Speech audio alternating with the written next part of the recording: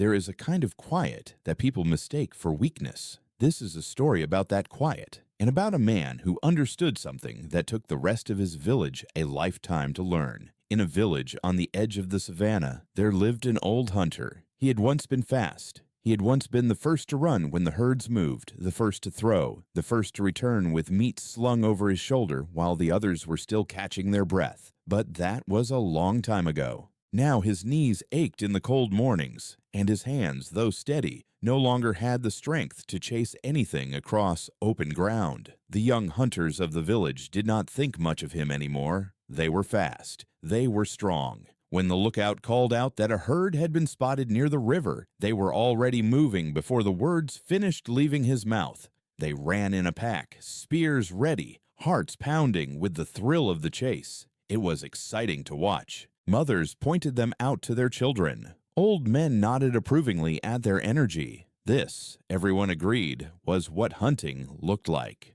The old hunter did not run. He walked to the edge of the village, sat beneath a flat-topped acacia tree, and watched. The first day, the young hunters returned with nothing. The herd had scattered the moment they broke into a run, bounding away in every direction, and by the time the hunters reached the riverbank, there was only dust and the fading sound of hooves.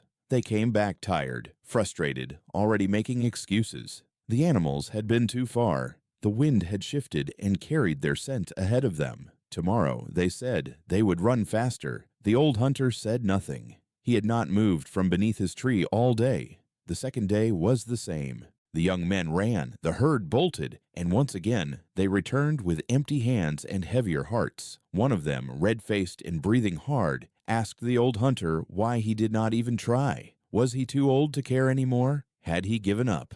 The old hunter only shook his head slowly and said that he was not chasing anything. He was waiting. The village found this answer strange. Waiting for what? The herd was there, in plain sight, grazing along the riverbank every morning. If you wanted meat, you went and got it.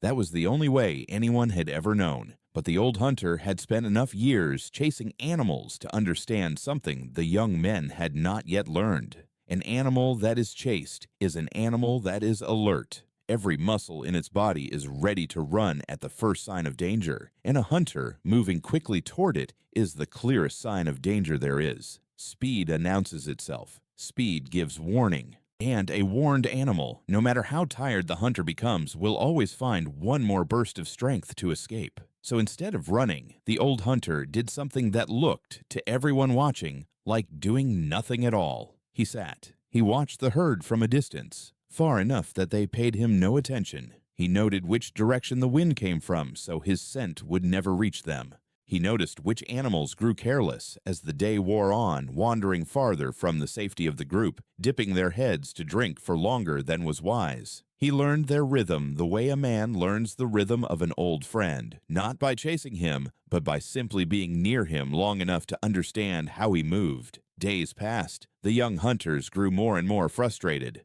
Each morning they ran harder, threw farther, pushed themselves until their legs shook with exhaustion, and each evening they returned with less to show for it than the day before. Some began to argue among themselves about whose fault it was. Others simply grew quiet, embarrassed by their failure in front of a village that had once cheered them on. The old hunter still had not thrown a single spear. Then, on a morning like any other, something shifted. The herd, grown used to the absence of danger near the riverbank, had stopped watching the trees as closely as before. One young bull, larger and more confident than the rest, wandered farther from the group than he ever had, following a patch of green grass that pulled him closer to the tree line without him noticing how far he had gone. The old hunter rose from beneath the acacia tree for the first time in days. He did not run. He walked slow and unhurried, along a path he had already studied a dozen times in his mind. The wind was behind him, carrying his scent away from the herd instead of toward it. The bull did not lift its head. It did not know to be afraid, because nothing about this quiet walking figure looked like the danger it had learned to fear. The old hunter came close enough that a single calm throw was all that was needed. There was no chase, no panic, no desperate sprint across open ground. There was only patience, spent slowly over many days, finally arriving at its moment.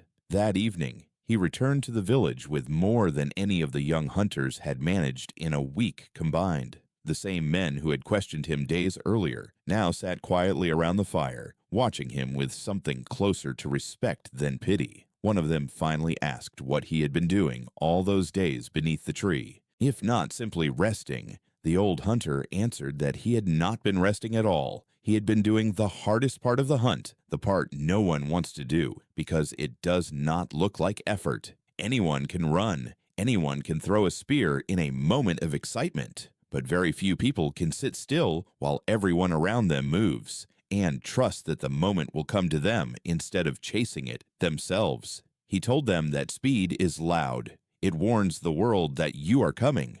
But patience is silent, and silence never frightens anything away. The next morning, his spear still stood clean and untouched against the trunk of the acacia tree, exactly where he had left it the evening before. He had never needed to use it in a hurry. He had only ever needed to wait.